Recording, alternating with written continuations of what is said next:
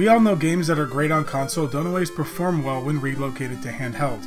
The title I'm going to look at here, Panzer Dragoon Mini, is a prime example of just that, and I'll get into why this is the case in just a moment, but first, let's get the introduction out of the way. The Panzer Dragoon series is widely revered as one of Sega's best franchises, and was a pivotal part of the Sega Saturn's launch lineup. That being the case, Sega of course thought it'd be wise to put this thing on their handheld system, the Game Gear. Prior to 1998's Panzer Dragoon Saga, which was an RPG game, all of the series installments had been rail shooters, so Panzer Dragoon Mini, being made before Saga, of course was also a rail shooter, and was released in Japan only as part of Sega's Kids Gear lineup. Now of course, making a good rail shooter on the Game Gear is no easy feat, and they'd have to use that faux Mode 7 look similar to Space Harrier to get it done. The game looks and sounds pretty good, it plays decent enough as well. Camera movement is non-existent due to the limitations of the system, but the gunner aim and lock-on systems are competent in their functions. Beyond this, however, not much goes well for this title, and probably worse even for the person playing it. So let's get right to the meat of it, shall we?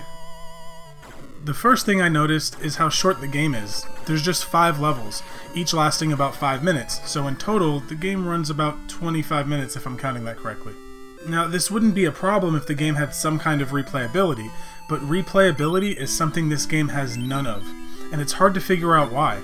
The game offers 3 different colored dragons you can use to play through the game with, so initially I assumed this is where the replay value would come from, but it turns out the different stats for each dragon is just for show and doesn't affect the game at all. This feels like a missed opportunity for replay value, as they could have made each dragon play a little different, or have some sort of unique ability, or maybe even alternate endings. We see none of this here. But speaking of endings, this game has quite the anticlimactic ending. Just after finishing the final boss, you're given a black screen with the word "Congratulations." Yes, you read that right, it's bad English.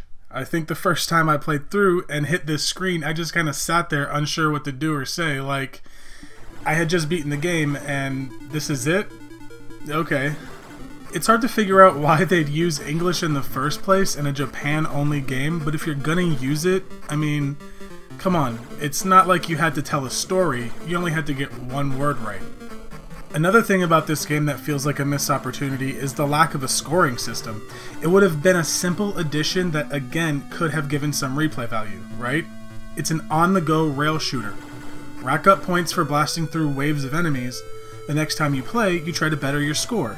Well, nope, not here. While I was testing around with the limits of the game, I noticed that outside of boss fights, you don't even have to fire your weapon at all. You can actually just dodge your way through each level and with little difficulty, causing me to wonder if that was intentional as an alternate way of playing or just poor design.